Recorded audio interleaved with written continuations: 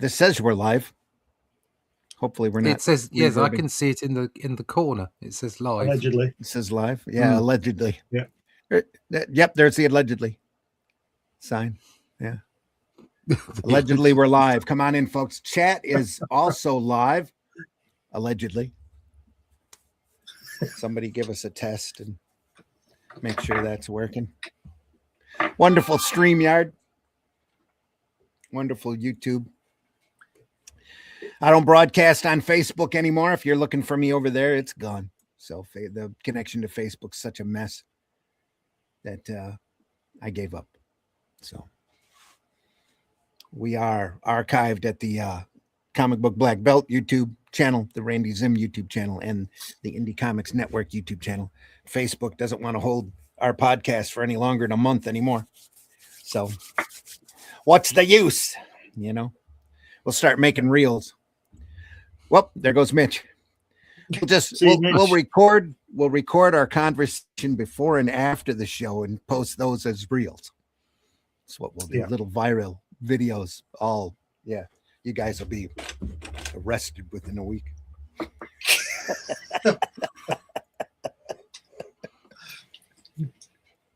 Allegedly. We're talking comics, folks. It's Sunday Funnies for the 4th. Holy crap already. The 4th of January, 2026. Get used to saying that. Soon be Christmas, folks. Yep, soon be Christmas. Marvy is in the house saying playing with his favorite game system, apparently. We still got one of those around here somewhere. In a closet somewhere next to the Atari, probably. We got a great book to look at today, folks. It's Sunday Funnies. We're talking comics. We're talking Golden Age comics. It's going to be fun. Got a great coffee table book with a bunch of really fantastic covers. What's your favorite Golden Age cover? We'll find out as we go. We'll start that, get the show rolling, start that opening, and get things underway. Here we are.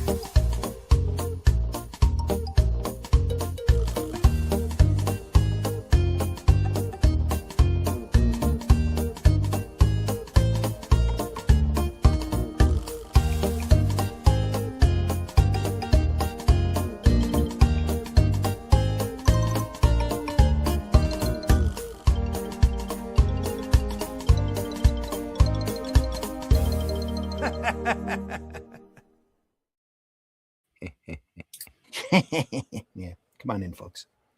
We see you out there. We hope Mitch will join us here in a minute. I'm your host, Randy Zimmerman. That sounds like Mitch coming in now. Mitch, are you there? Still not there. We can't hear you, Mitch. Mitch is squeaking. Are you squeaking? I heard a fuck. And Mitch, you're on. Mitch. Oh, okay, good. Hey. You're good. How's it going? Oh, awesome. Fuck. It's all good, buddy. It's all good. Oh. We're not under any guidelines or anything. It's YouTube and we're not monetized, so we're safe. Hello, motherfucker. That's right. I'm your host, Randy Zimmerman. I've been doing comics since for far too long, since the late 80s. Tales from the Anniverse, Spank the Monkey, War of the Worlds. My current gig is writing the Atlantean that Russ Leach is drawing. We're doing the artwork on. It's the adventures of Kull and Brule, a pair of barbarians. Kull just became king of Valusia and found out that his kingdom's being overrun by shape-shifting lizard people. We did that in the Shadow Kingdom, adapted the classic Robert E. Howard short story that's in public domain, and we have continued those characters on into the Atlantean. There are 3 Atlanteans currently available. Great graphic novels, all 50 pages a story, at least, on a nice square-bound book. There are 3 volumes available. 4th one's in production well, 4th and 5th one actually are in production right now as I'm scripting the 5th as we speak. Not as we speak, but, you know, at the moment. And I think that's about it. You want to see more of my stuff? You can put my name into Amazon and Barnes and Noble and probably find a few things, hopefully. If not, then pay attention to fundmycomic.com and look for Arrow Comics. All of our campaigns are over there, fundmycomic.com. So go over there and take a look, including Hatch Annotated by the great Glenn B. Fleming. Glenn has a great book over at fundmycomic.com. He joins us now. Glenn, introduce yourself. Hi, everybody. My Please. name is Glenn Fleming. I'm a writer, artist, and publisher. I write books. I've got 12 published on Amazon, different subjects. You can check those out. I also draw comics and cartoons and stuff. And this is my character Hatch. This is the annotated book. And as Randy pointed out, it's now got published artwork in it. Yeah. You can get that on Fund My Comic. And I also publish the occasional comics magazine, Comics Unlimited and greqt. You can find those. Just type my name into the thing and they'll all come up. Each issue of Comics Unlimited has at least 100 pages of great It comic does, yes. history. Articles and interviews, and Randy and Russ have been in there, and lots of artwork, and it's a great magazine. I'm looking at putting some more out in the new year, in this year. There we go. Excellent. Yep. And as mentioned, also joining us, Mr. Russ Leach. Russ, please introduce yourself. Good morning. My name's Russ Leach. I'm a comic book artist from the UK. You can find out more about the Atlantean by going to my website, russleach.com, and sign up for the email list there. And we'll let you know when issue 4 is going to fundraising. That's on Fund My Comic. Crowdfunder will be there, probably 1st of Feb, but sign up for the email list and then we can inform. 1st of March, you mean? 1st of March, yeah, 1st of March. Yep. 1st of March, I'm folks. drawing it. I'm drawing it now. Drawing it now. Also joining us this morning, Mr. Mitch Rogers. Mitch, please introduce yourself. Hey, I'm Mitch Rogers on a very delayed camera.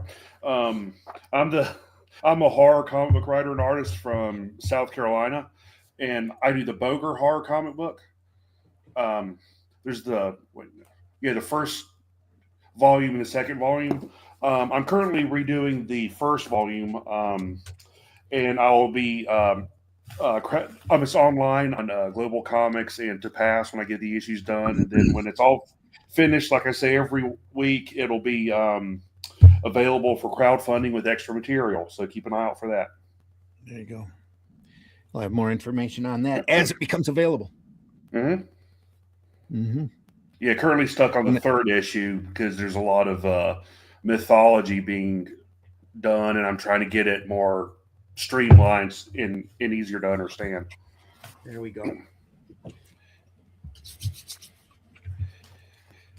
Golden Age of comic books.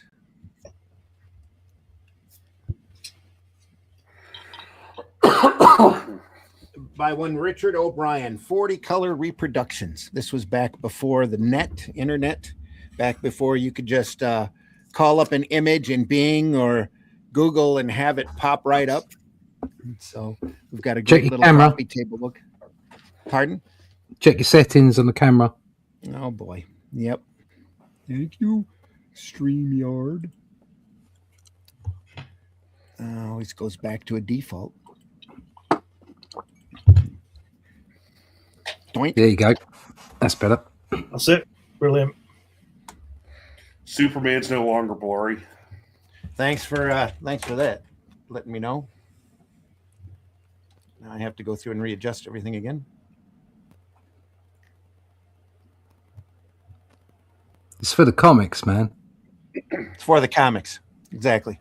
There you go. Look at that. Nice and sharp like that. Is that Mandrake the Magician besides Superman? That is Zatara. Oh, okay. Zatara. Oh. Not Zatanna. Zatara. Yeah. Zatanna's dad. Was Mandrake, was that in Super Friends? Defenders of the Earth. Defenders of the Yes, Earth. That's it. Sorry. You would probably know him. He was a comic strip here from the 30s. Yeah. Mm-hmm. Was a comic strip here from I think the late 30s until the 80s, if I'm not mistaken. Mandrake the magician. He looked exactly like that, though. There was a lot of stage magicians that went around fighting crime. during Thank this God for period. them. Yes, exactly. Keeping the world safe. There is Congo Bill, I believe. That is Congo Bill. Yeah, Congo Bill. Zatara, Superman, of course, and superheroes at this point were an unusual item. That's the vigilante, who was a Western actor, Hollywood actor who fought crimes. This guy, I am not sure about. Don't they all? Don't all Hollywood actors fight crime, really? Only in their minds. Yeah. In reality, they more add to it, but Yeah, I would say so. They're in a whole different reality than us. I think they are. 40 color reproductions. Look at that, 40. 40. Yes. Well, we can Superman, Batman. Go ahead. We can time it then. We know how many seconds you can stay on each one. Yeah, there we are. Time it out. Oh, look! This was done in 80s, was it? Because it looks really 80s. The typography. Yeah, 37 to 45. I believe it was done in the 70s. Oh, right. Okay. Just it could be. Yeah. 77 April, first edition, April of 77. 77. Yeah, that's nailed it, isn't it? Look at that design, eh, Glenn? Yeah, I'm just looking at it. Yeah, it's really nice, isn't it? Very, very late 70s, early 80s, isn't it? It's, yeah, very much so.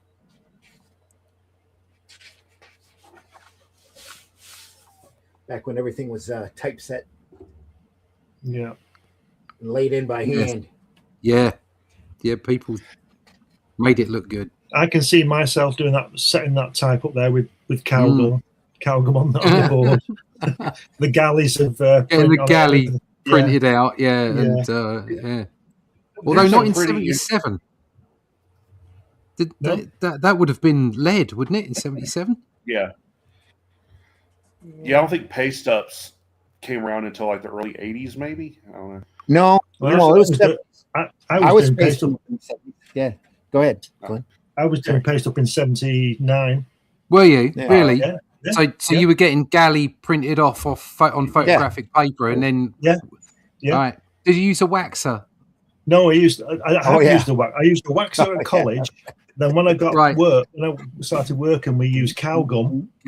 Right? Okay. And then that super brilliant stuff that was killing everybody, spray mount came out. Spray mount. And then that got banned. Mount. And then it was like, what we're going to do? You can't use cowgum and you can't use spray mount. And then the computer came along, and it was all. Yeah.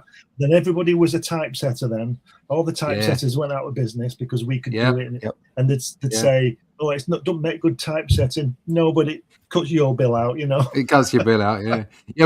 I remember being in I was in an agency in '90, and they had their own typesetting department. All these people just clicking, click, clackety, clack. Into computers, like big ones, and the it would come out. It's for Argos, so the way the Argos line items are in the text. Yeah. They'd come out in these thin strips, and you'd lay them down with waxer, and you'd have a little roller, just like Randy was miming there, and you'd roll it out. Yeah. But I started doing that probably about 86. I was doing magazines and holiday brochures, and that's what we'd do. We'd lay it down. But everywhere I went, because we also did, obviously we did like visuals and that kind of stuff on boards, and you'd lay it down with that spray mount. We used to have a room for spray mounting. Yeah, we used to have like a spray mount booth. It was like a cardboard box with a gas mask. You had to put your typesetting in with your whichever your other hand, and then get your spray tin and put that in as well. So you were spraying blind all over your hand. And then I just remembered I actually was doing paste up in 74 when I got my first job at college. 1974. A place called Milford Astor. We had. Sorry, go on. I'm just saying we used to use typesetting for that, and we used to do letter setting. All kinds of stuff. That's it. Yeah, we had. It just shows you how industries change and what you make, and when things go out of favour, and it's not an industry anymore. So we actually had a like a I don't know what you'd call it in the room for spray mounting. We had this big thing that was kind of like a metal box with an angled top on it, and the angled top was perforated with holes, and you'd lay your stuff down and spray mount over the top, and you had a fan in the back of it to extract the spray mount. Yeah. Fuck. I've never seen one of them So since. you weren't clogging your lungs. Yeah, well, yeah, there was the benefit. I think the thing is, with spray mount is what a lot of people never got the hang of, was that you don't need to use half a tin on a single piece. You just it's just go. All it's there for is just to tack it down long enough to get to the engraver or printer to photograph to print, and if it fell off after that, it didn't really matter. We used to use it for designs. So you did your design, and then you know on a paper or cut it out, and you'd mount it on foam board for presentation. Yeah, and you'd use it then, and then you'd put a sheet over the top of that kind of stuff. God, none of that stuff exists anymore. I am currently going through old envelopes, mailing envelopes filled with original artwork from like 40 years ago. Wow. Randy, just put me on the big screen. I'll show you something. All right. Your camera is not on at the moment. Oh, sorry. Wrong one. Okay. Not a problem. Whoop. Just removed you. Here we go. What we used to do was when we did any illustrations, we used to use the wash and ink. And because people like to poke artwork and say, "Oh, have you done that with a pencil?" and smudge it, we use this thing called Spray Fix, and I just happen to have a tin Spray of it Fix. here. God, yeah, there you go. Yeah, I've not used this for, I don't know, since the 80s. I don't know if there's some in it. I don't know whether it works. Oh, since before then, such a wonderful smell. Oh, yeah, that wonderful aerosol smell. It's all fading. Look. Yeah. All the colours fading off it, but there's the artwork, and you spray it to seal it so people can't say, "Oh, what's people can't smudge it." Yeah, and put their wet finger on it, and they go, "Oh, your horrible shit, mitts on my artwork." Yeah, just a nice fingerprint on your artwork is always fun. Yeah. I was just saying, I'm going through like 30, 40-year-old artwork now, and for this Anniversary collection, and I'm finding all of the word balloons that I tacked down originally with rubber cement sitting at the bottom of the envelope. They've all fallen off. Have to remember where they go. Yeah. Yeah. I was in copies. Holy crap. In high school, I took a few career center courses because they offered it back then. And one of them was printing in typeface because I wanted to know how, the printing process since I was wanting to do comic books. And the teacher taught the paste up method. This was 2002, 2003. Yeah. Wow. And I remember her specifically saying, "This is the way they'll do it forever." That's funny.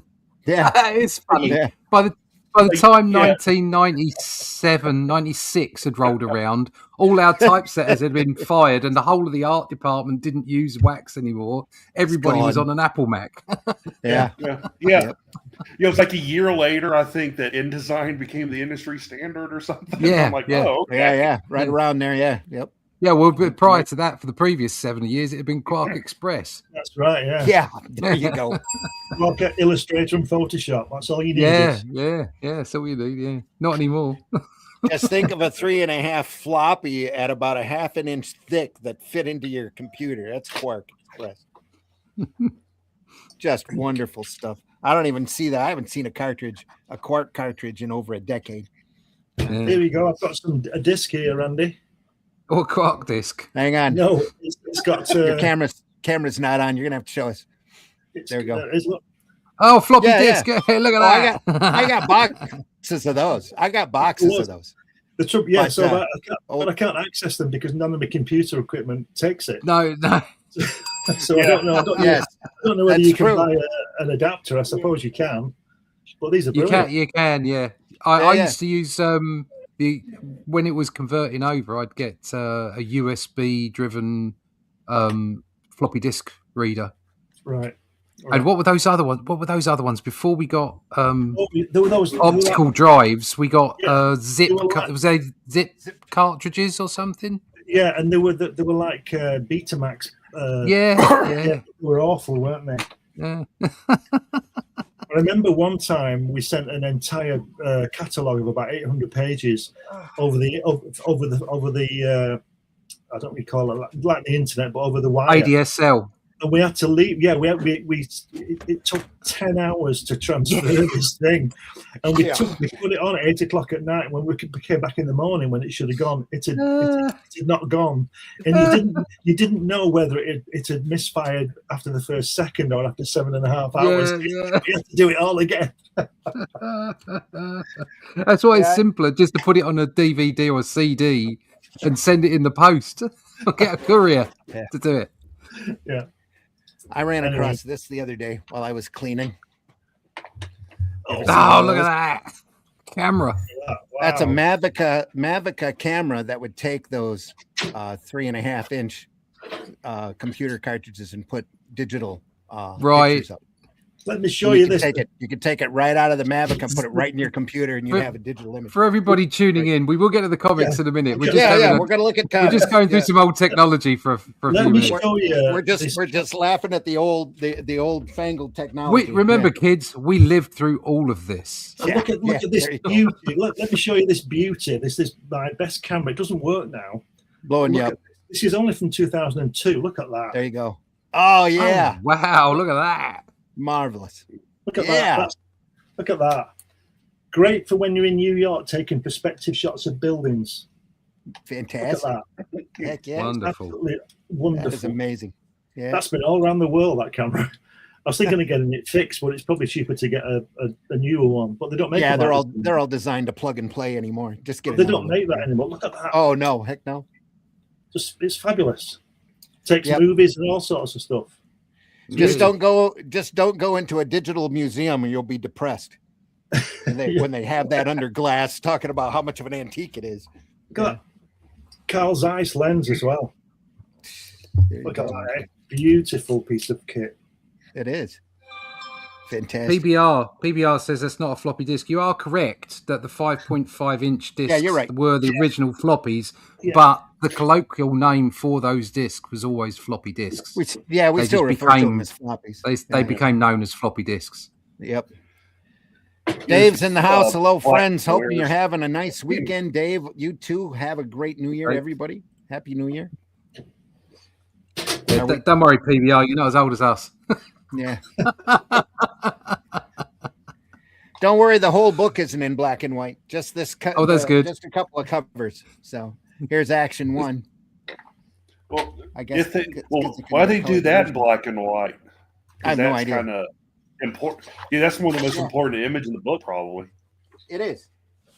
So here's Wonder Comics 1 with the great, amazing man, that's, Will Eisner. Yeah.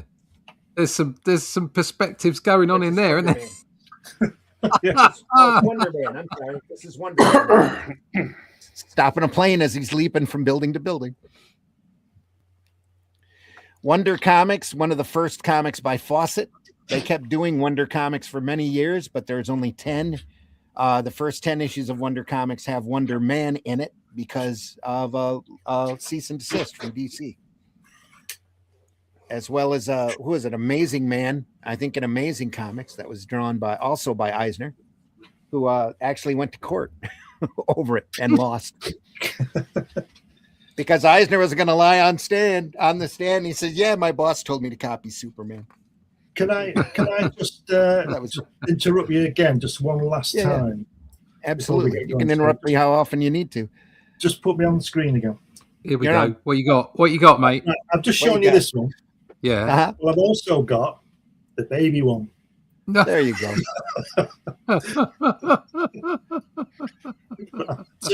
They're about the same size now. Yeah, they look about the same size. Oh, it's like smaller. There you go. Here's Bubba. It's Bubba. Oh, okay, I see it now. Papa's got a telescopic lens, I take it. Yeah. These two cameras have been all over the world. They're wonderful servants, but neither of them work now. They're both retired. We got a phone now. They've done their job. Yeah. I want to get them fixed. I just love that camera. It's just beautiful. Look at it. Yeah, it is. It's I love it. technology. I love that. That's fantastic. Amazing. Technology peaked in about 2008. Yeah. It's just So beautiful. I think everything peaked about 2000. Yeah, I think everything peaked about then. Yeah. Sorry, Except I won't movies, those peaked in the 80s. So there you go. Yeah. I won't find any more stuff until I find it. So carry on. Marv, the Atlantean, it's V before V. Do you not know Sure. V? RV? V, You the don't know television series? Oh, yeah. Yeah. V, with all the lizards in. Oh, I thought Hey, that was real life. Hi, Randy and crew. Yeah. V. Only when she swallowed that Yeah, hamster. yeah, and they That- put that the was extra real. large. Yeah, Holy yeah. crap. Yeah. That had the same effect, almost the same effect here in America as Daleks did first time they were in England, scaring all the kids. When she swallows that hamster, just whoop. Yeah. It's like, whoa. Robert Englund was in that, wasn't he? Yeah, he was. Yeah, the Yeah. young one.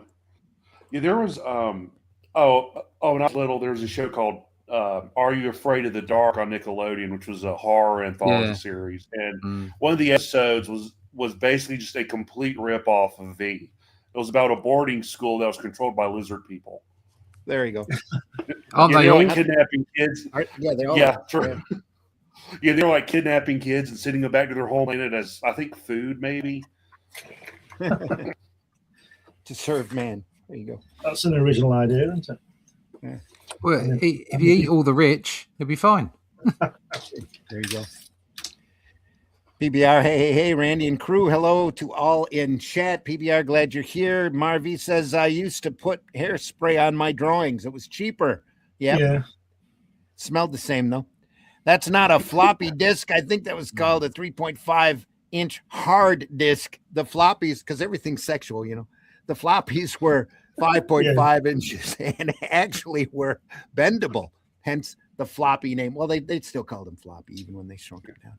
The only reason there were 3x5-inch hard disks, though, is because of those little pieces of plastic they used to stick in the computer on Star Trek. You had somebody up there. You had somebody up there in the technology department going, I want one of those, just like the flip Yeah, why phone. can't we do that? Yeah. So floppies went down to 3.5 size so that you can just slide them into the computer and feel like you're on the Enterprise. Anyway. Yeah. Nowadays, kids look at floppy disks and go, hey, look, someone 3D printed a save button. Thanks for reminding me how old I am. Good old days, Marvy. Yeah. Showing my age. Gosh, I feel old. PBR says. We're not old. We're just aged like wine. Yeah. Thanks for reminding me how old I am. The good old days. Yeah, again. Yep. Yeah. Wonder Comics 1, folks. Not important enough to put into color. More talking. Here we go. Yep. Richard O'Brien, we all know he's long-winded. A little bit of spirit here because you can't get a good color spirit cover.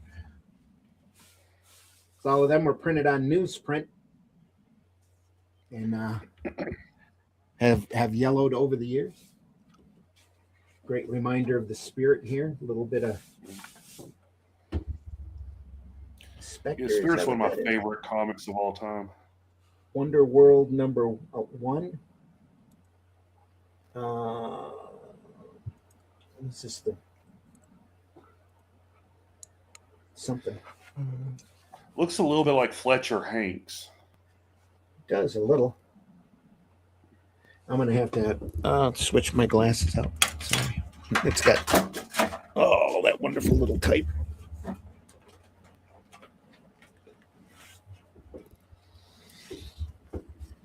Let's see if this makes any more sense here. Nope. All right, I need better glasses, I think. All right.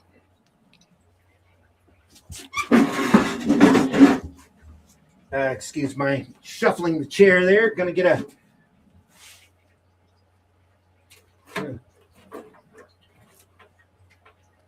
All right, well, forget it. We're moving on. Can't find my magnifier. We'll just go to the next page.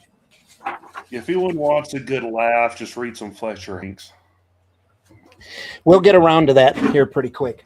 I got a couple volumes of Fletcher Hanks comics that are just amazing.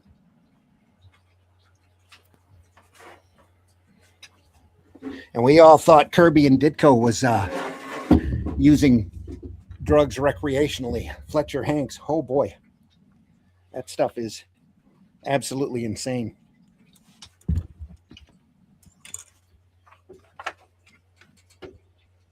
That is a remarkable sequence from Wonderworld Comics #1, which chronicles the origin of the Flame. Like movies, a comic can be considered at its purest when it is wholly visual. This early experiment was probably edited by Will Eisner and was definitely drawn by Lou Fine. Copyright 39, Fox Publications. That's the Flame. By the great Lou Fine, who we haven't looked at anything of here on our programs, but we will here soon. Lou Fine was an amazing artist, did comics for a short period of time, mainly known for his Captain Marvel Jr. work.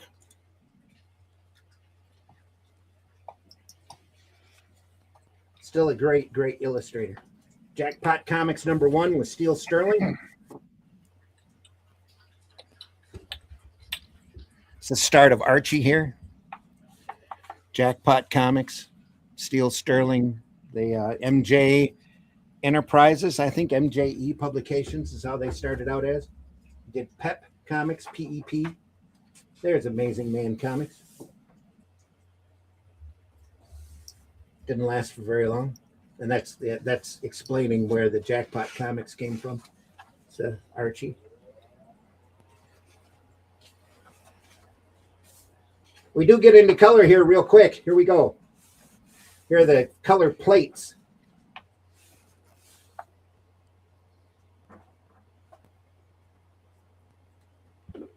Detective Comics #1, folks.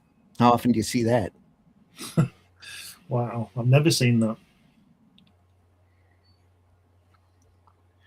Probably never won't see it in modern reprints, just because of the Asian stereotype there. Look how simple it is, though. Yeah. Whitney Ellsworth.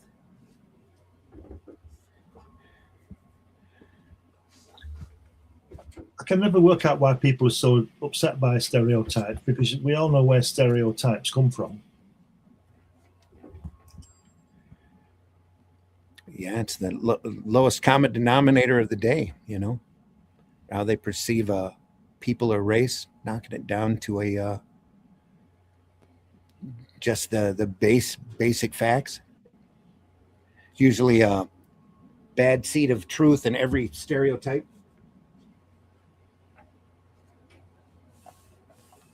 Action Comics #7. Joe Shuster.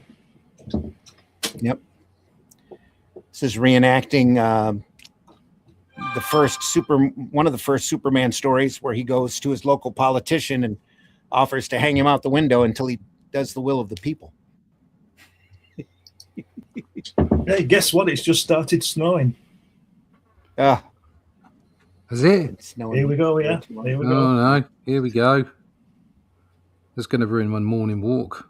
No, it'll be gone in 10 minutes. PBR said, loved V. I often go back and watch the series on Roku. Wasn't the actor that, plays Freddy Krueger in V? Yep, Robert England. Action Comics 7, folks. Look at the basic building here. It's fantastic, isn't it? Yeah. Look at the cars. Yeah. They're all over the place, aren't they? The traffic lights must be down. Must be Italy.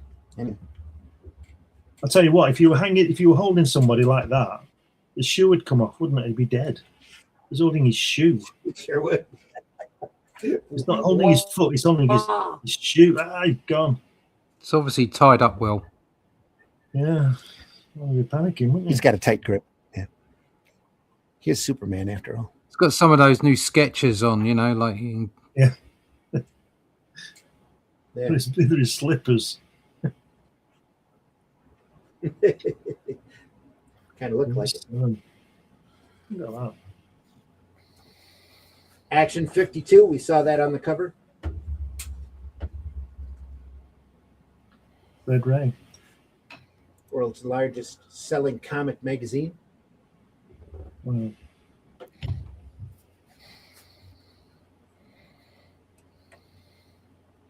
Action Comics took right off as soon as it started, just like Captain America comics sold, and Marvel Mystery Comics sold an outrageous number of issues. You'd never get this stuff out today with this anti-patriotism, would you?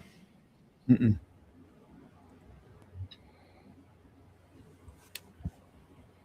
Well, this especially was, when was this? 42. This was 42, so it was almost during the war, right? Cover dated September of 42.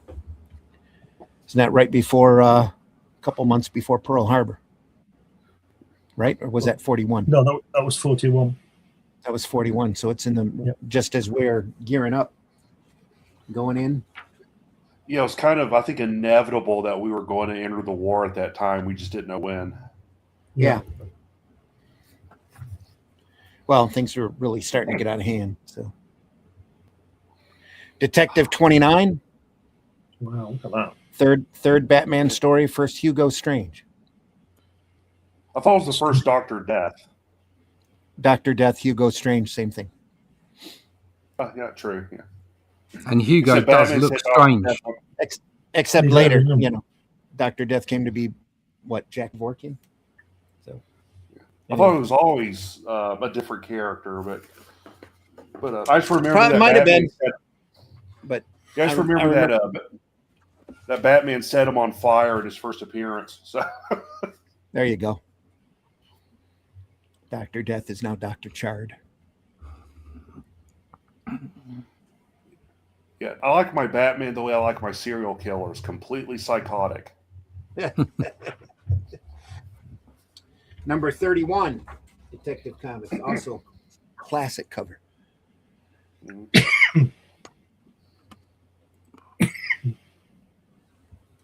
that Robinson? It says Bob Kane, but I know it's wrong. Yeah.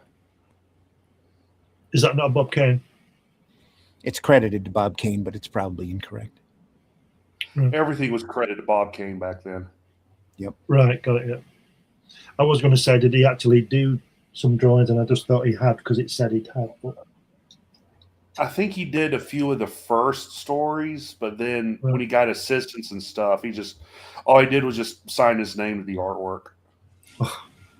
He picked him up pretty quick. Assistants, that is. Once Batman became popular, he could afford it. Jerry Robinson, I think, was one of the most important assistants at the time because he created the Joker, Catwoman, a few others later on. Yeah, we currently are going through that in on Friday, and the Batman 30s to the 70s book covers a lot of that. And we've looked at. Yeah, I wish I was up Jerry the time though. Retrospective at one point. Pardon? Yeah, I wish I was able to get up at that time to look through that because I love those books. The 30s and especially the 70s when Dini O'Neill and Neil Adams get a hold of it. Mm-hmm. Still great reading. Still great stuff. There's Batman number 3.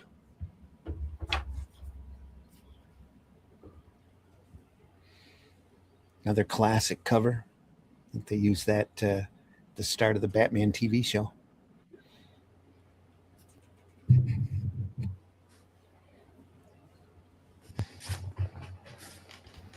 Very simple, stand out on the stands real well. Yeah. That was the whole idea back then with the covers. That's why you got a lot of real primary and very large logos. The first third of the book was what they could know for sure that people would see sitting on the newsstands, whether it was in a spiral rack or on the bookshelves. So they always put their most important information here on the top.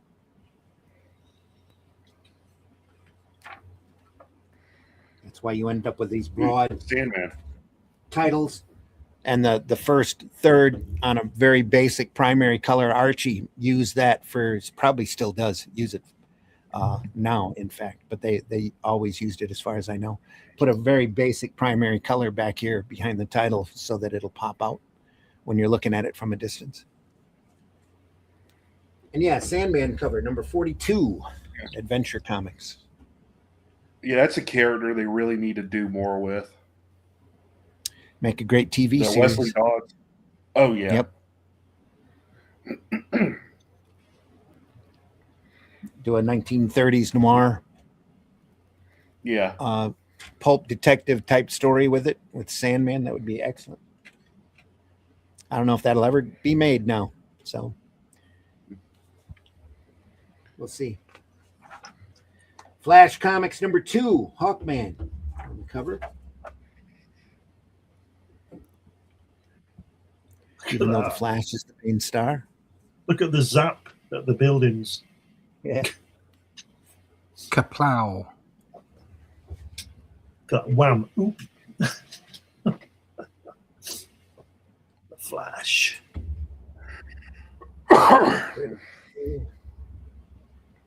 Dennis, somebody.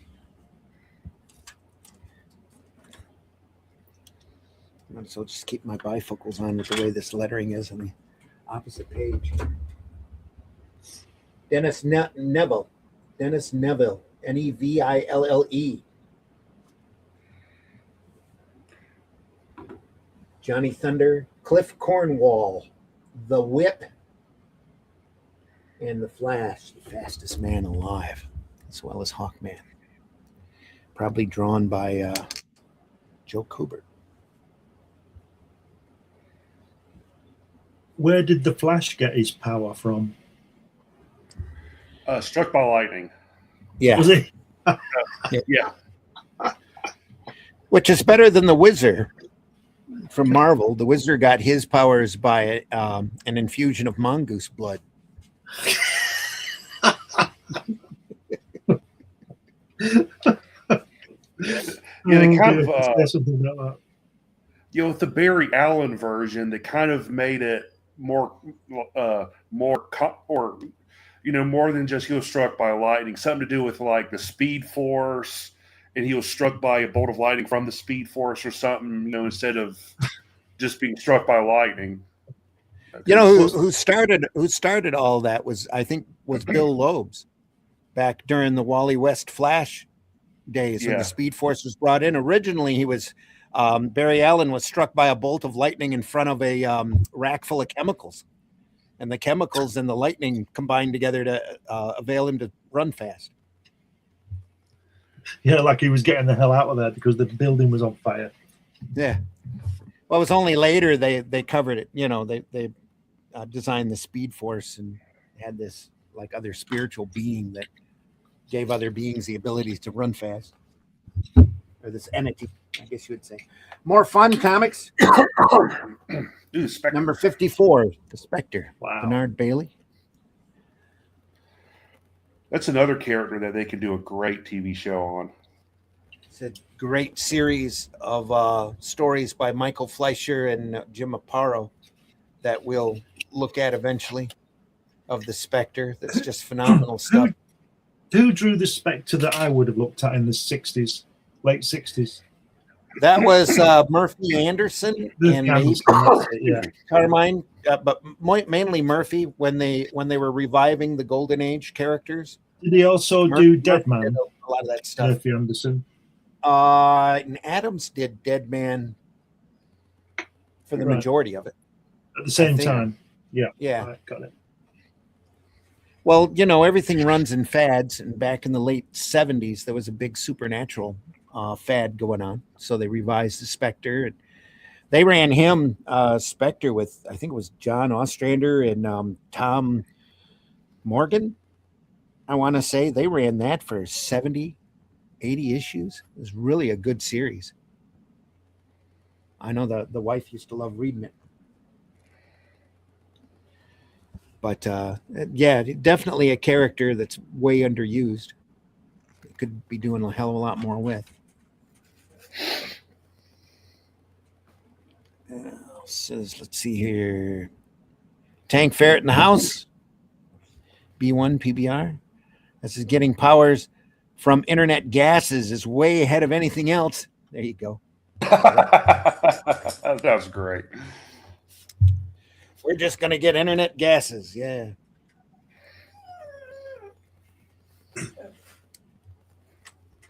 a wonderful book that thankfully never came about or got an official printing. That's right. It was The Lightning and the Chemicals. Wow, I haven't thought of the origin of Flash in years. Need to go back and read the Flashes that I have. Great stuff. Essential or not essential Showcase Presents. I've got those collected. Really good, fun superhero material. It's more fun comics number 56. Dr. Fate, Wotan. Wotan here, holding the damsel in distress.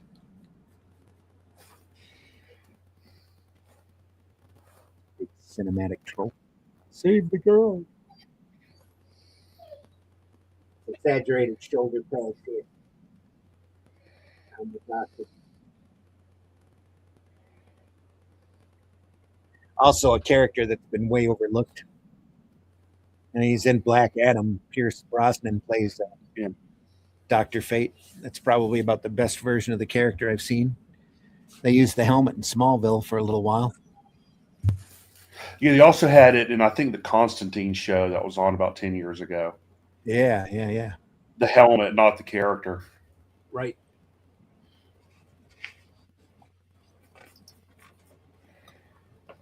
Green Lantern, number one. Good show. Pardon? I said that was a good show, the Constantine show. Yeah.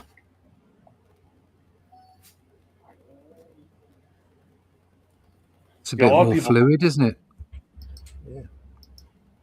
Yeah, the Constantine show, a lot of people were complaining that he wasn't smoking, but that was completely out of their control because I think the FCC cracked down on smoking in television, so they really couldn't have him chain smoking. Yeah. Yep. This is Howard Purcell artwork. Green Lantern 1. So he certainly understands the use of this circle, doesn't he, as a composition? Mm-hmm.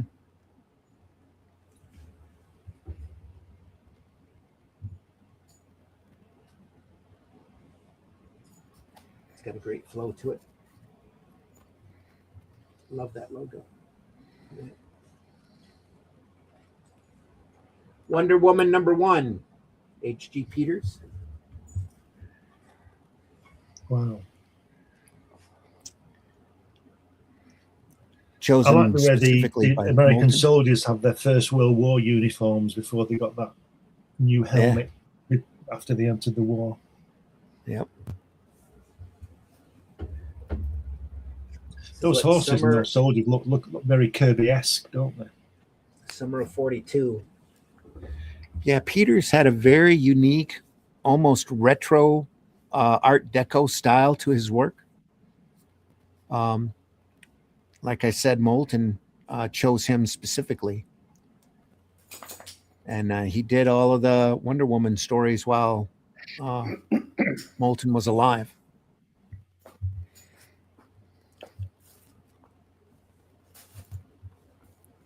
Some crazy, crazy stuff in there. We'll need to take a closer look at. Who created Wonder Woman? I want to say, well, Moulton is credited. Is it Moulton or Marston? I always get them mixed up because they use he used a fake name. So it was Marston or Molston.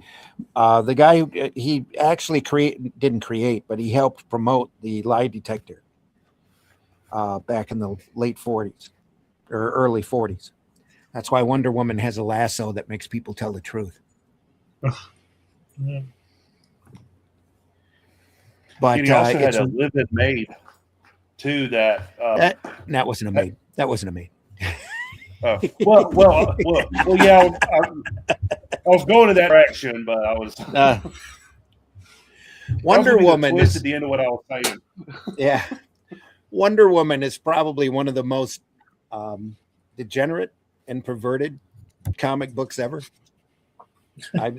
There's some more harsh material in there than what you would find in the best of the 60s underground comics.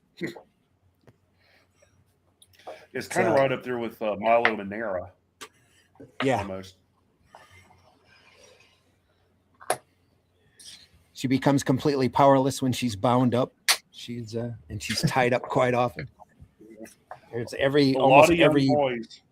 yeah. The guy was a Young boys college don't know who they were. the guy was a college professor too, and his two wives both had degrees in psychology. So when he approached DC, he was the front of this 3-person team, is what they're figuring out, that wrote all of these stories.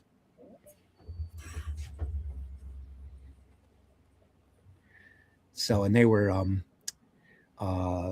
let's just say he got chased off of, I think it's 3 different campuses for his degeneracy. There is a book, The Secret Origin of Wonder Woman, out there that's very interesting. And there was a documentary called, who is it? William Marston and the Wonder Women, I think it was called, that dramatizes the creation of Wonder Woman and Marston's existence at the time. Wiz Comics number 3, very classic cover. C.C. Beck, I believe, did that. Yep.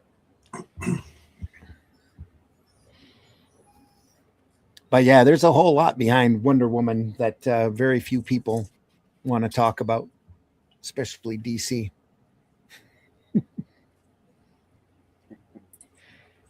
They needed a code. One of the inspirations for the code, I would say.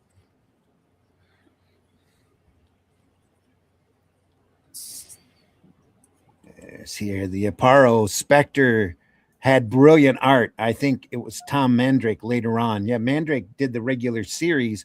Jim Aparo was in Adventure Comics and did like little 12, 14-page Spectre stories with Michael Fleischer, who was also writing Jonah Hex at the time. We've talked about Jonah Hex and his kill count in the past. It was one of the most violent Westerns you'll ever read.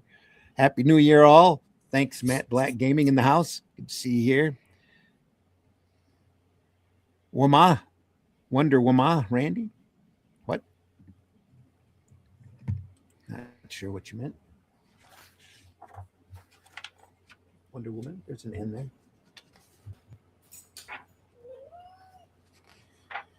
Master Comics, number 27. Wow, look at that.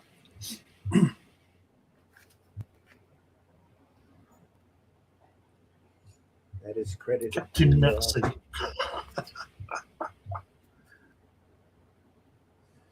I want to say Mark Yarborough. Is that right?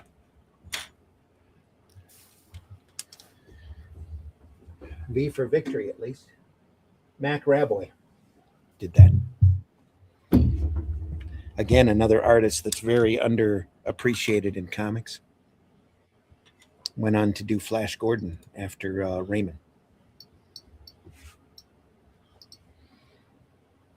And Barry, I think, after Barry, I think Raboy handled it for a couple of years. Never understood underage sidekicks. Animals, I get it, like Phantom. But they brought those sidekicks in order to attract a young readership, mainly. They didn't, back then, they were too innocent to think that there would be anything untoward going on between, like, Bruce Wayne and Dick Grayson. But didn't they also do it so that the guy had somebody to talk to so he could explain what he was doing? That's true, too, yeah. Yep. Yeah, kind of like a Watson. Yeah. America's Greatest Comics from Fawcett, Captain Marvel. We have Spy Smasher, Bullet Man, Captain Marvel, Minute Man, and Mr. Scarlet. They're all running like they've done something in their pants. Yep.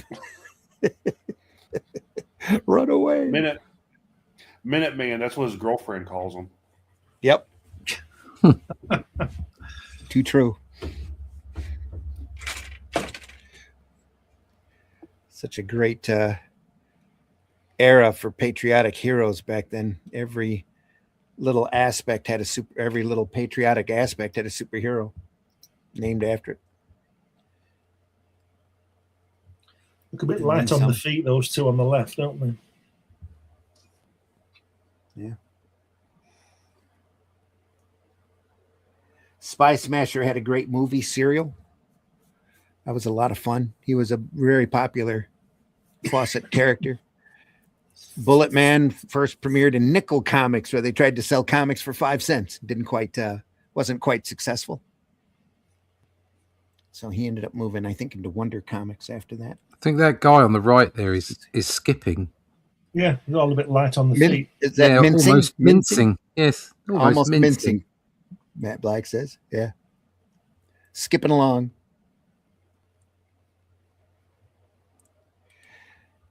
Matt Black says the guy on the far right looks very camp when he runs. Yeah, well. That's what light on your feet means. Yeah. Well, America's not just greatest that. Comic. 100 pages. 100 pages. Wow. Every winner, and I've looked, and Comic Book Plus doesn't have it because they considered it a reprint book, but Fawcett Comics, every winner used to do what they called gift comics, and I've only seen like 2 copies of it physically in at a show, but they would take their best stories of the year and put them in like a 316-page book, put a cover on it, and sell it for a quarter. 100 pages for 15 cents. Yeah, 100 pages for 15 cents. This was 300 and some pages for a quarter. Wow. To encourage comic book reading on Christmas Day. You know, gift comics. Great stuff. I do Great that. Covers, too. Fantastic covers. I do that every Christmas. Yeah. There's a Nickel Comics. Bullet Man. New issue every other Friday for a short period. I like the people falling into the ocean on the right-hand side. Yeah. And a little whatever that is, dynamo thing. Take it out with it. It's like a car exhaust. Bit of machinery. Yeah, muffler. It's gone straight through the engine room. Yep. I like the anchors. Because we all know the engine room's right in the front. Yeah. Anyway. Go ahead. And we all know that the engine room is where all the real villains are. That's true.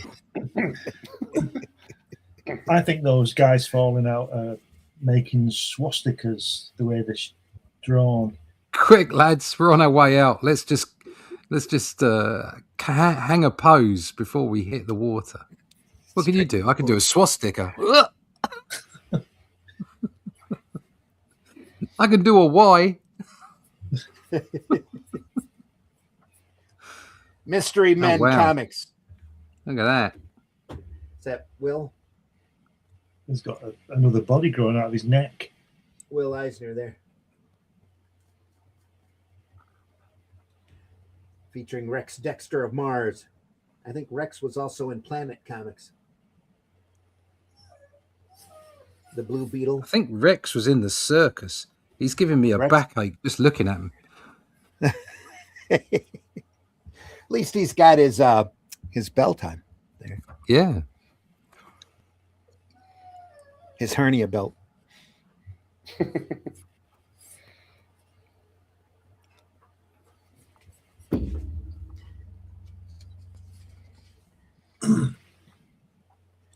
Jumbo Comics. Right. Look at that. 64 pages in full color.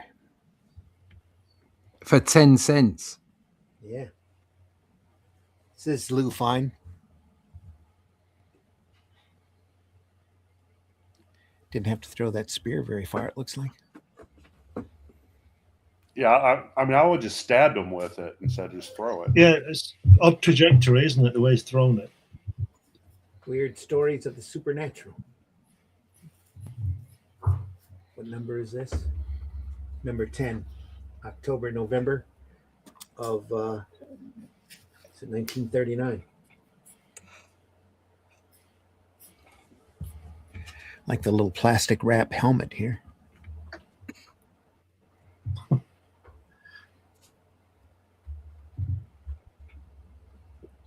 Action, adventure, and mystery. Stuart Taylor in Weird Stories of the Supernatural. Also, Sheena, Queen of the Jungle. The Hawk. It's a pirate pirate strip by Will Eisner. Ran for a couple of years. Another Wonder World Comics. Also Lou Fine, it looks like. Bill Everett. This says Layout Bill by Everett. Will Eisner.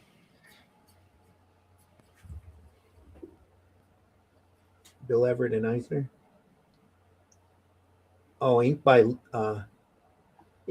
Fine. Yeah, Will Eisner. Yeah, you're right. I'm sorry. I read that wrong. Will Eisner, inked by Lou Fine. Look at that hand right in the front. That's great. I was looking at the skull. It's kind of hot. With his eye. Massive eye. Doink.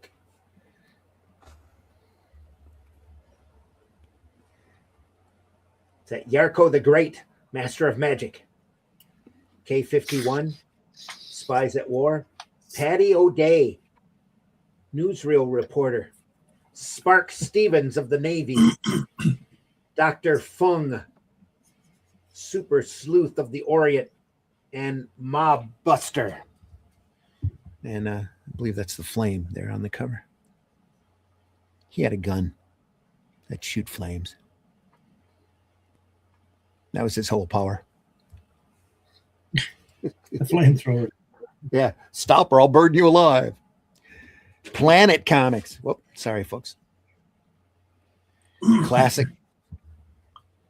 Look at that helmet. Goes all the way down to his waist. Look at the girl. Yeah. They look like those guys in the Woman. time machine. Yeah. Yeah, the Morlocks. The Yeah, the Morlocks. Morlocks. 20 years before the Morlock. What number is this? Is this number one? This is number one. Planet Comics number one. Ventures into other worlds. The universe of the future. I love that logo too. That metal. The Yeah, riveted it's great. letters. It's fun.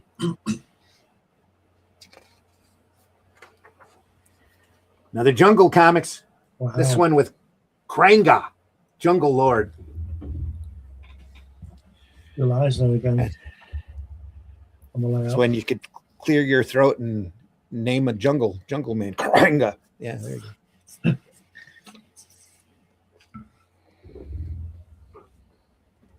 Who else is in there? Terry Thunder, White Hunters of the African Safari. Wamby, is that right? Wamby Yep. Jungle Boy. Wemby. Wamby. Drums of the Leopard Queen. Camilla, Queen of the Lost Empire. The White Panther. Oh, there we are. White Panther. Simba, King of the Beasts, and Taboo, Wizard of the Jungle. Great names.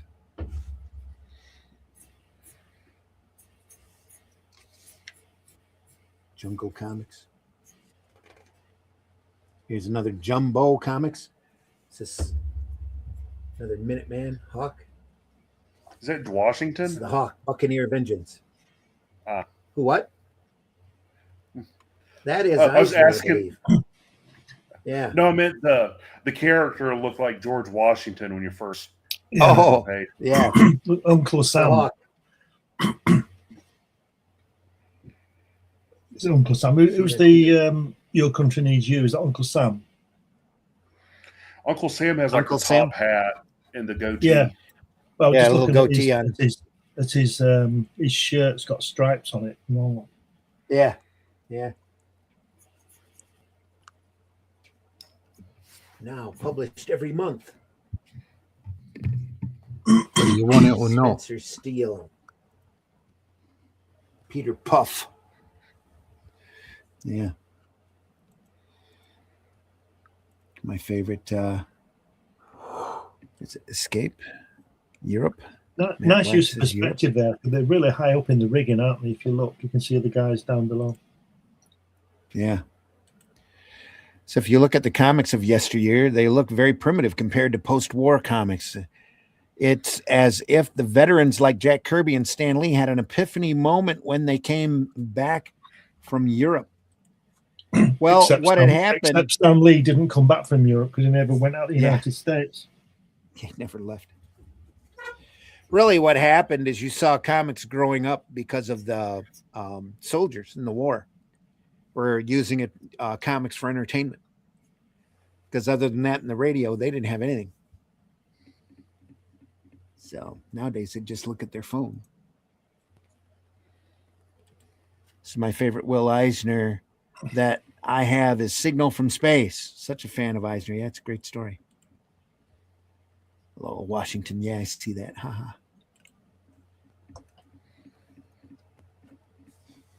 Yeah, it is a great perspective, isn't it? Look at that. Just tied to the mast.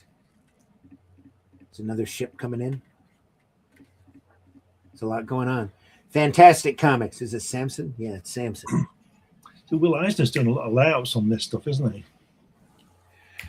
He had that studio for a while. He was packaging comics for different publishers during this period. A lot of different things. He's credited with creating a lot of Golden Age characters during this period.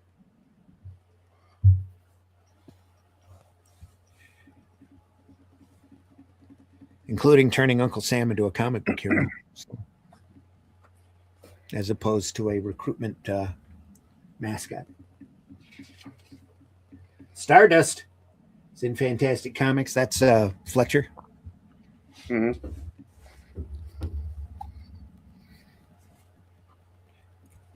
We should look at that in April. That's crazy, outlandish stuff. Mystery Men again. Is Lou Fine over Eisner? Nope.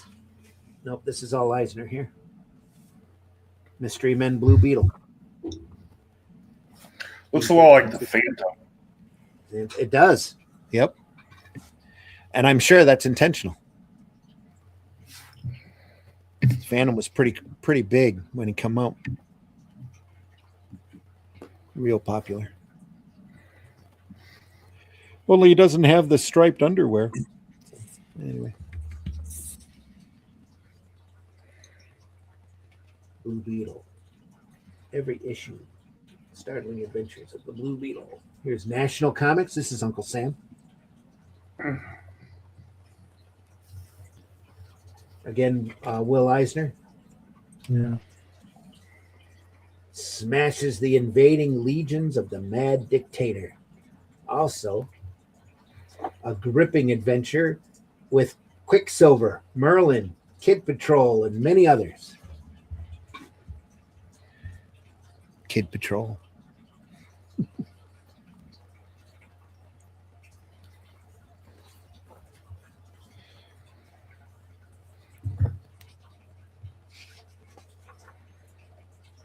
Hit Comics, The Bee. Look at that. Will Eisner again. Eon. Yeah. Inks by Lou Fine. Yeah. Wow, combination that is. That'd have been a comic book, wouldn't it? Yeah. You know, if they'd done a full story, that'd have been something. Yeah. Yeah. Fine did a lot of the Ray and Black Condor, as well as a little bit of Captain Marvel Jr. Mac Raboy did a lot of Captain Marvel Jr. Look at that. Neon the Unknown and the Red Bee. Yeah. Fantastic. Look at that. Hercules, Betty Bates, Dom Glory, and many others.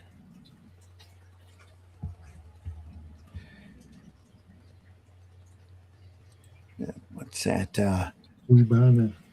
Bubana, Queen of the Jungle and her companion. Okay. Billy Zane played a good Phantom. Yes, he did. He loved that character too, though. It's like Carl Urban playing Dredd.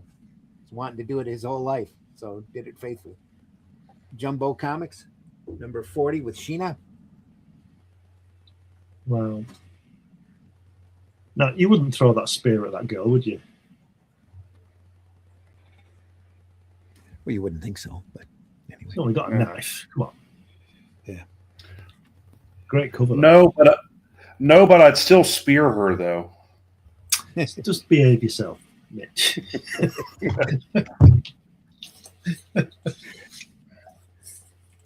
You should be saying, "That's not the spear I want." When I said, Say the weird thing.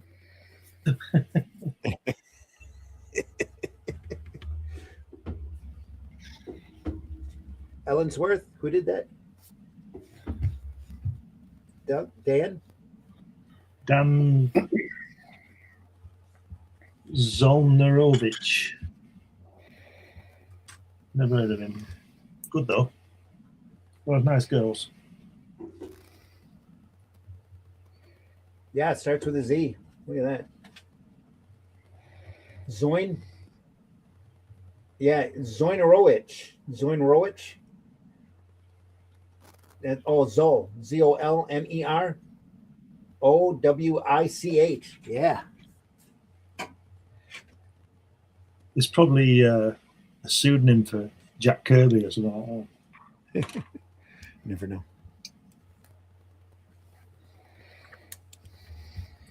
Jumbo Comics, though. What is that, 42? That Eisner would have been gone by then. 40? Yeah, number 40.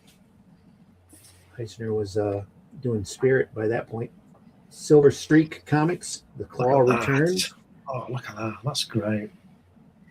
Jack Cole. By Jack Cole. What do you Yes. expect? Look at it. Isn't it fantastic, that? Like you said before, Isn't you'd it never crazy? get away with that now, would you? No, not at all. That's just brilliant. The Claw Returns.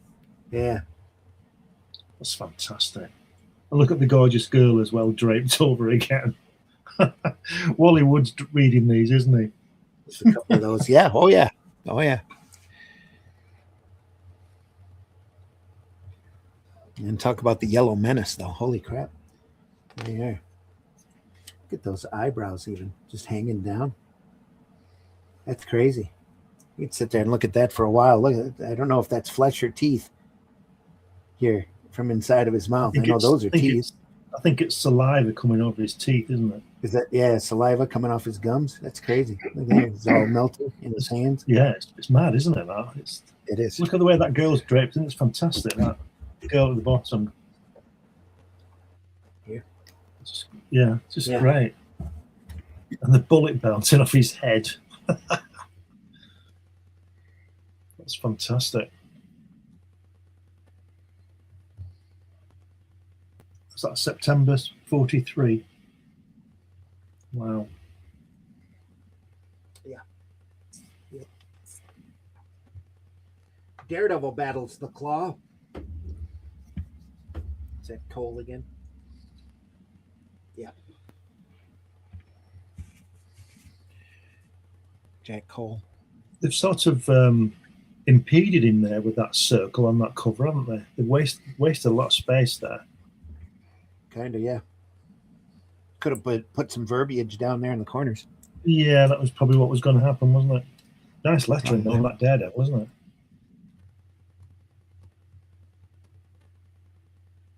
He always had a cool, unique logo to his Daredevil did. Did he do it? Did he do the logo? I am not sure if he designed that or not. I wouldn't be surprised if he had done it. It's very iconic.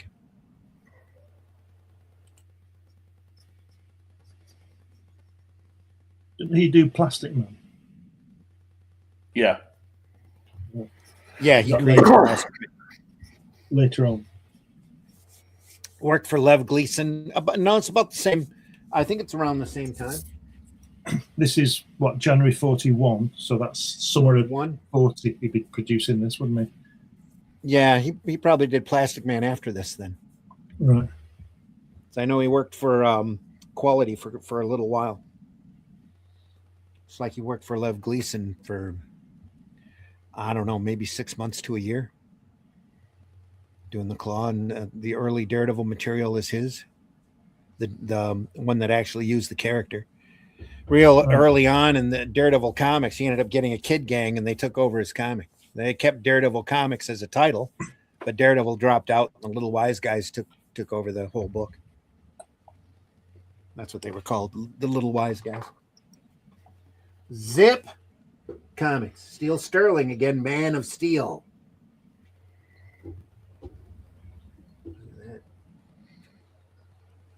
Was Superman called the Man of Steel at this time? Oh yeah, and before that, Doc Savage was the Man of Bronze. Oh, okay. That's where they got. There's a lot of Superman that ties back to Doc Savage. Fortress of Solitude, Man of Bronze. It's Charles Burrow here. Went on to do all those wonderful Crime Does Not Pay covers that he so meekly signed. Surprised his signature isn't here. There's something by his left leg. Looks like Bureau. Oh, it is. Yep, there it is. Yeah, Charles Burrow. Yep. Never one to shy from signing his work. I've got a great article. Usually it's a lot bigger and in a circle. Go ahead. Yeah, I've got a good article in my Comics Unlimited Golden Age special that I should promote more. I don't think anybody's seen it with all this kind of stuff in it. 100 pages, came out a couple of years ago. Cool. I think I'll start promoting them all again. Yeah, the font on Daredevil looks like the Danger Mouse font, probably where the cartoonist for DM got it from. Could be that. It's pretty. That's a pretty standard cartoon font, though, run together. Especially of the day. It's just that the way this isn't even the way the logo sits on the Daredevil, most of the rest of the Daredevil comics, but it's pretty close. But yeah, they had to do it big and cartoony back in those days in order to be read from a distance. You had to be able to be read off of the stands.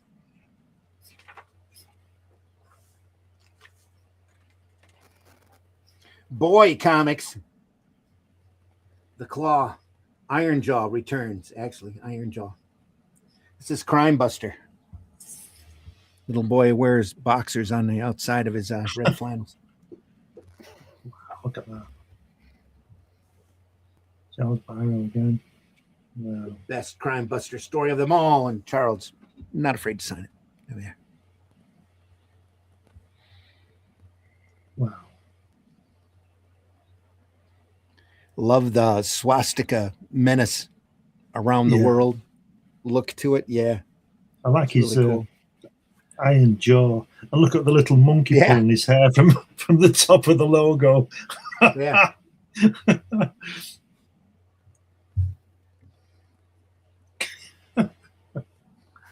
Bringing a bit of levity to it. Look at the axe he's got, that kid. He's dangerous, isn't he? Can't take the kid seriously anyway. Look at how he's dressed. I know. He's got a purple cape. That's why you don't see a remake of this character running around, because his costume's so crazy outlandish. I think Marvel's got a Crime Buster anyway that they use, an urban street vigilante. Not the same kid though. Crime Does Not Pay. We've looked at quite a few of those. True crime stories. What a great cover. What a fantastic cover, yeah. Look at that. That shadow. Wow. And the way the bullet going through his hair. It is, isn't it? Yeah. It is. Wow. Charles Burrow. Where's his signature? He usually signs these really big. It's on the garbage bin. Right in that trash can, yeah. You see it. Look at that. That's fantastic. It's a kind of a spirit kind of cover, isn't it? Absolutely, yeah. Well, they're all feeding off of each other at this point anyway. And I love the way his bullet's cutting his hair, though. Yeah. You'll never take me alive, Kappa. Exactly. Look at that. Look at that. Look at the declaration there. Attention, full-size 52-page magazine. No skimping. Sorry, mates, go ahead. Yeah. I was going to say, they obviously did take him alive, if that's foreshadowing electric chair behind him. Yeah. Yeah. He's going to get it either way, isn't he? From number 42 from November of 1945. Wow. Everybody was home by then. Yeah. Reading true crime comics. Yep. Just a few years before television.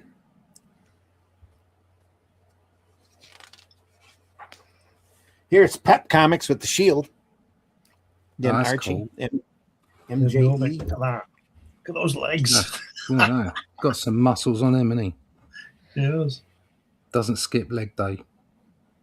He's Doesn't skip G-Man leg day extraordinary. and likes a leotard. Yes. Mhm. I like the Got a- perspective on the bus thing in the tube. I thing. admire a man in a leotard. Do you Yeah. like men in saunas? Do you like stories about men in leotards? Yeah. Irv Norvik doing the artwork here. It's nice. I like it. It's good, isn't it? Went on to draw Batman quite a while. Yeah. I think during the 80s, 70s, and 80s. Worked for DC on quite a few things.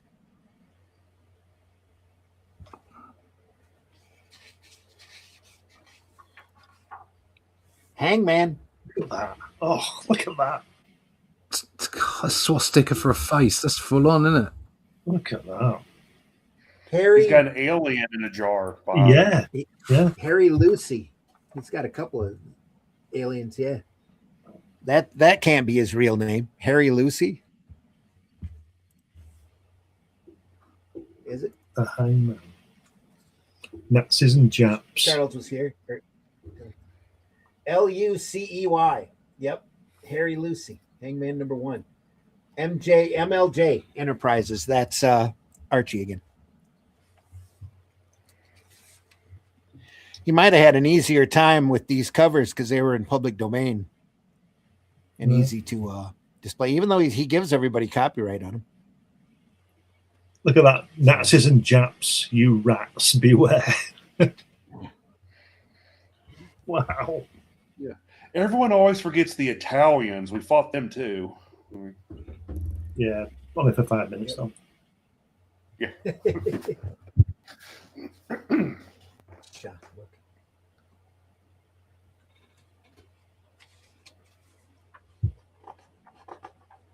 Victory Comics. Bill Everett. The fighting forces of Uncle Sam in deadly combat, featuring the Conqueror. 10 new smashing war action features. So this is published August 1941, so this is before America went into the war and they're fighting Nazis. They knew what was coming. That is a Bill Everett cover, too. Yeah, well, we all kind of figured what was happening. I mean, Captain America won't come out before we were in the war. Yep.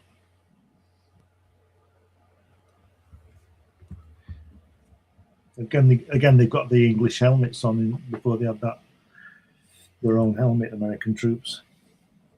Going to pretend I didn't hear Russ say that he likes a man in a leotard. Not that there's anything wrong with that.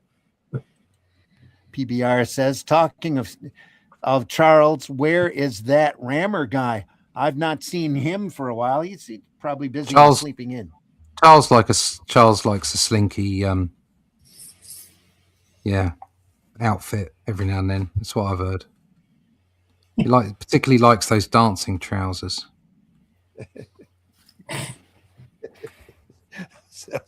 Those dancing knickers. Yeah. What did you just say? What? When he comes on, I'll never look at him the same again. Charles likes dancing trousers and leotards. I'm telling you now. It's the first time I saw him, I thought there's a leotard man.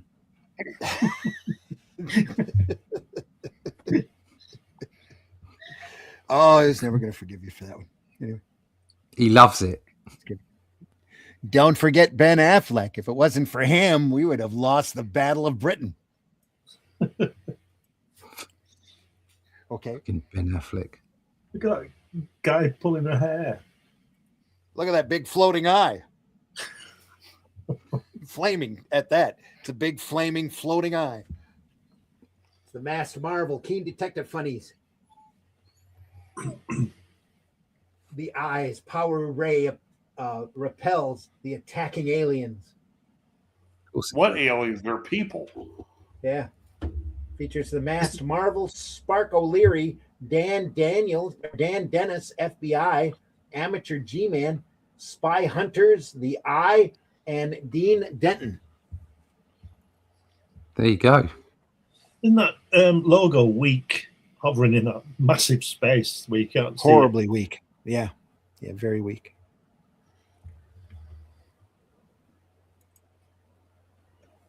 Who did the artwork for this? Thomas.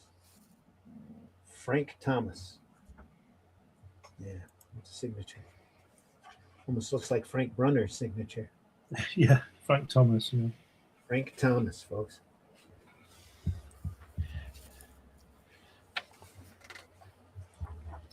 Here's Amazing Mystery Funnies. Look at that. Wow.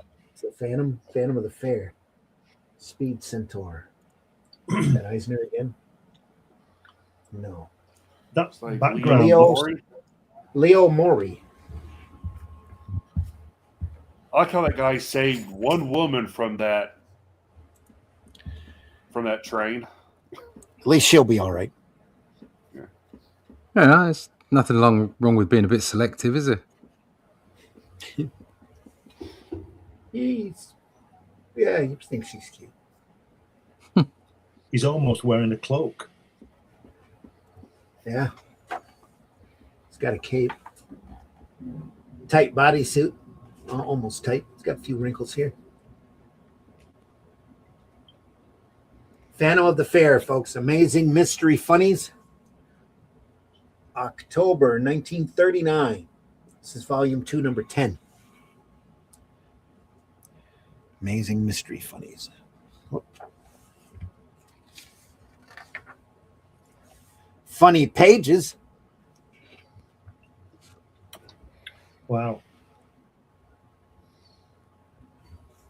Is that the Scarlet Archer or something? The Arrow. Phantom Rider. Mad Ming. Circus and Sue. The Owl. Dana Dean. And the Maker of Indian Magic. I like the way he's drawn the hand.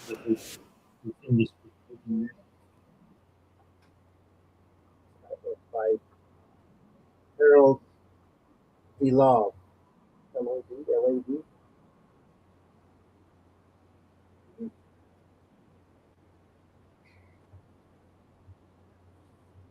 That it? No, we have Green Giant Comics.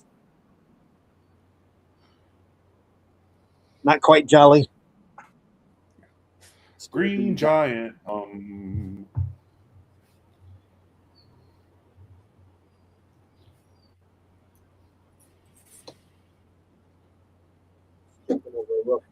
Master Miss Mondoon, Black Arrow, and Dr. Herod. But they're featuring the Green Giant. Artwork by Harry Sale, S-A-H. What have you done to your mic, Randy? Soul. Artwork by Harry Soul. Is that better? Oh, that's better. That's better. I just leaned away from it, is all. All right. He's leaping over those shops. Yeah. But it's a bit of a fake leap because he could just step over them. Mm-hmm. Yeah, he just They're wants to not look cool while he's doing it. Yeah, they're not that high.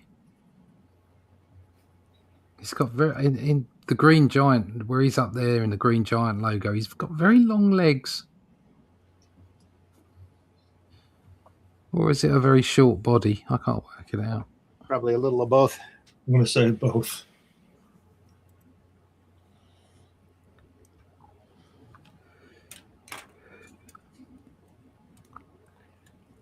Green Giant Comics.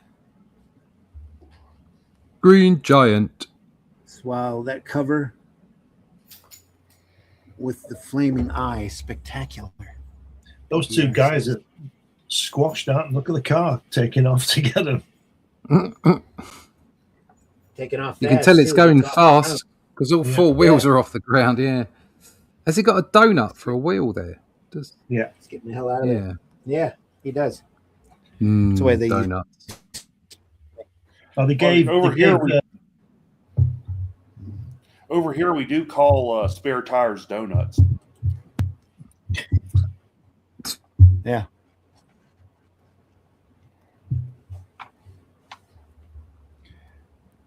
So when Green Giant isn't throwing peas or sweet corn down our necks, he's saving the world.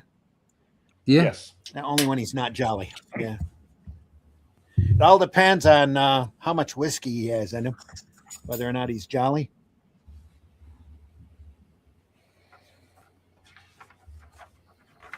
And last but not least, we get Target Comics, Space Hawk. Don't even have to look for credits there. We know it's Basil Wolverton. Look at that.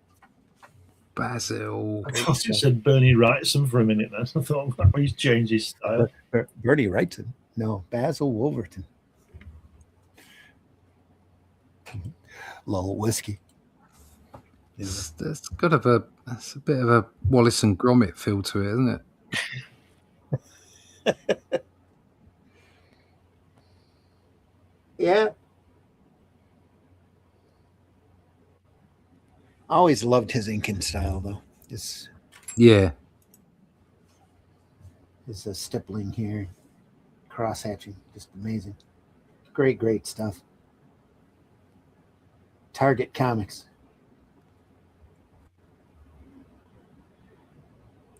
We looked at Space Hawk about a year and a half ago. Had a collection of Space Hawk comics, great stuff in black and white. You can go back into our archives and take a look at that episode. You don't need to read this comic. It says on the cover, with one lightning blow, Space Hawk crushed the planetoid monster. The planetoid monster. You don't need to read it now, do you? Yeah, no. Who kind of looks like a mutated chicken. But anyway. The one, the only Space Hawk. Sensational, thrilling, white streak. Bullseye Bill, Lucky Bird, and T-Man. Obviously full of tea.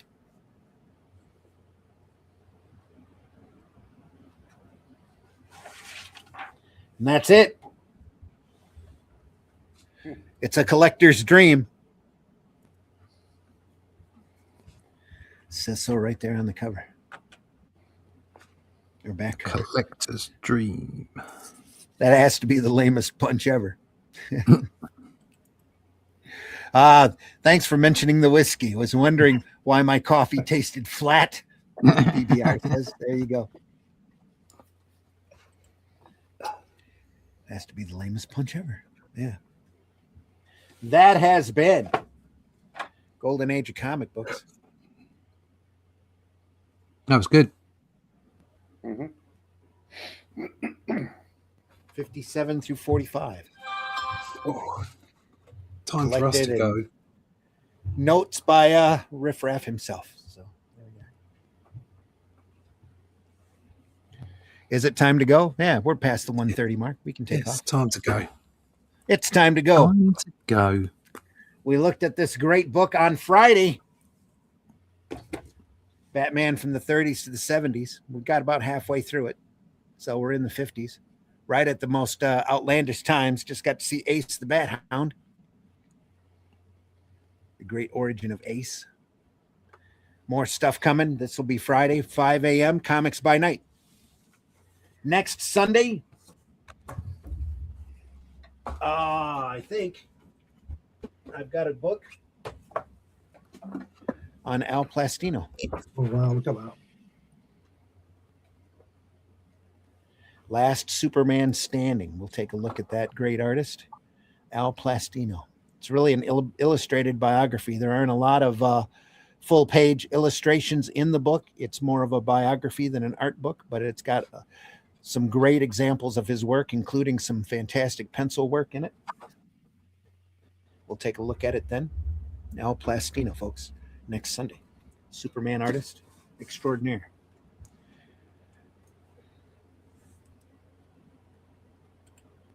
Marv says, my wife and I are doing an Alien marathon. We just stopped to eat and for me to watch the show, going back to it. Have a great week. You too. Oh, well, I got that wrong. I thought they were both running in alien costumes. Are they running in alien costumes? Oh, yeah. That's later. That's when they've finished. I got that completely wrong. I thought they were dressed up doing something for charity. Fair enough. All right.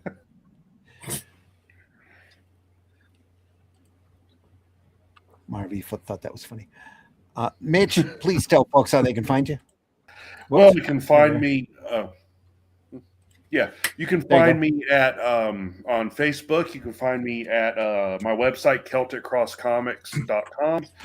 You can find my web comics on both Global Comics and To Pass. Keep an eye out for the upcoming remastered Boger collection of the first miniseries. I should have it. Hopefully, I'll have it ready to go by summer, depending on what else I have going on. As long as reality doesn't get in the way, we'll be okay. Yeah, if reality stops getting in the way, I'll have comics done sooner. There we go. Yep. That's the way it is here. Oh, Russ, please tell folks how they can find you. the reality of having to draw it. There you go. If you like this kind of stuff, you like this, lots of this kind of stuff, then you'll like the Atlantean. Go check out russleach.com. You can find lots of my stuff there, but most importantly, sign up for the email list so you can find out when the next issue of this is hitting. We'll keep you informed. So russleach.com, sign up. Excellent. Can't wait for you to see number 4. Folks, it's going to be great. Glenn, please tell folks how they can find you. Everywhere, I think. If you just put my name in Amazon, you'll find 12 books there. You can look at magazines and all kinds of stuff. I'm on Facebook, Twitter, not so much, but I'm there. So if you just put my name in the Google thing, it'll find me, and you can order all my stuff. There we and are. just buy mine. And folks, I've been your host, Randy Zimmerman. If you look around, you can find some of my stuff. War of the Worlds, Infestation is available over on Amazon. The Atlantean is available on Amazon, Barnes & Noble, and all over the place. Any place where you can order books. Criticalblast.com also has the Atlantean and the Shadow Kingdom. So make sure you go look for that. There's a bunch of different formats for the Shadow Kingdom. We're very proud of all of them. Make sure it's got my name and Russ Leach's name on the work. Or you might just get a prose adaptation of the Shadow Kingdom. If you get the hardback version of the Shadow Kingdom in color, that's got the prose story already in the back of it so that you can compare how faithful it was to adapt the adaptation to the actual story. Folks, again, we deeply appreciate you stopping by. We do this twice a week, once on Friday morning at 5 a.m., once on Sunday morning at 9 a.m. We are archived over at the Indie Comics Network YouTube channel, at the Comic Book Black Belt YouTube channel, and the Randy Zim YouTube channel. So go over there and subscribe. Doesn't cost anything. Hit that like button if you can. Folks, our numbers this morning have been really solid, but there are no likes up there. Hopefully we've entertained you enough for you to take a second and hit that like or love button to let us know that we are appreciated, and to let YouTube know that more people need to see this program. And every interaction you have with us, positive or negative, goes to further our algorithm to help us be seen by more folks. Matt Black says, Randy, do you own Arrow Comics? Because if you do, I can get bragging rights next time I visit Forbidden Comics. Nobody really owns Arrow Comics, PBR. It's really or Matt Black, I'm sorry. It's really almost like a commune umbrella title that was started by Ralph Griffith and Stuart Kerr back in the early 80s. I took over the brand when I wanted to print comics and asked Ralph and Stu for permission to use the banner name. Every comic that you see with the Arrow Comics banner on it is owned by the property's creator.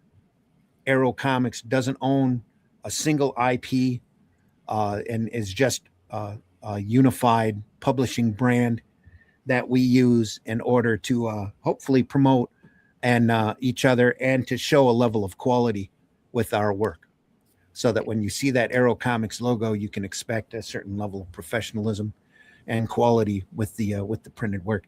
And I can tell you, I'm really proud of. I would say 95% of everything that Arrow has printed. I'm very proud of it. So here you go. It's my bragging. that's it. This There's an is EQ this is tab when out there we don't want to talk about. But anyway, this is when I went to Forbidden Planet and found a book with my name on it. There you go. There you go. Ta-da! There's me in Forbidden Planet. There's the book. Brilliant. There's my name. Look, there it is. There it is. Look, up in lights. It's great. good There Lord, man, you don't have a hat on. Anyway, Look, no, I don't have a hat. I didn't need a hat. It was warm in there. I haven't turned the heating on today. Look at that. Look, my name. Hooray. there we are. Ta-da! Yeah, awesome. That was Nothing a like tick off my bucket list, I tell you. Yeah. To walk into Forbidden Planet and have a book in there with my name on it, I was like, yeah, done that now. There's nothing like holding one of your books in your hand, No. Especially the first time you take it out of the box and you take a look at it. That's we always had that discussion around here. That's when you know whether you're going to do this for the rest of your life or not. It's the first time you take one of your comics out of a box and you look at it, and you kind of know then if you're going to keep doing this for the rest of your life, or if you go out and flip burgers or whatever. So, well, we're here for the long run. We don't get paid to do this, folks. We just love looking at great comics. We're not monetized here on YouTube. Are you kidding? Please, though, we would like to have the audience where we would get monetized. I don't know if we would take money to do this or not. We just love looking through comics. We're inspired. I'm always going to take money. It makes it well. Yeah. Okay. All right. Yeah. I'll just buy the books. Buy our books. That'd be fine. So, that's what we ask. If you like this program, go and buy our books. Let us know what you think. We're very proud of the work that we do, and we love these comics that we look through. There's all sorts of there's just so many different ones and so many great books from all over the world that we're never going to run out of stuff to look at. Matt says, I went to Waterstone's bookshop and asked for 1010s of England. The shopkeeper looked on the computer, which I replied, that's my uncle, then walked off. That's my uncle, that is. Why don't you buy No, I don't need a copy. I've got some. Thanks for looking, Folks, though. Yeah. Folks, again, thanks so much for stopping by. We deeply appreciate you being here. Watch our other programs. Watch our archives. Tell your friends. Spread the word. If you love comics, spread the love of comics around. Comics make great gifts. Whenever you can. There you are. Hang on. Got to pull that up. Just in case you didn't know what they were talking about. There we are. Yes. A guy's crotch? Oh. No. What? My name. There we are. Oh, yeah, I see his name now. Very small type. Yeah. Well, yeah, nice little shorts there, you see. It's all good. 80s. Lovely shorts. Yeah, sexy shorts. Thanks again, folks, for stopping by. We'll see you on the next one. Take care, everyone. See ya. See you soon. Here we go.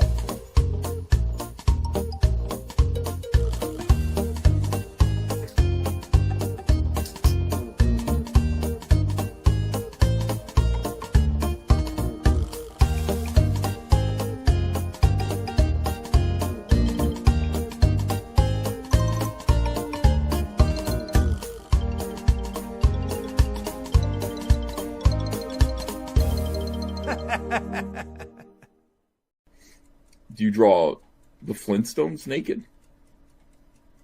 There's a market for that.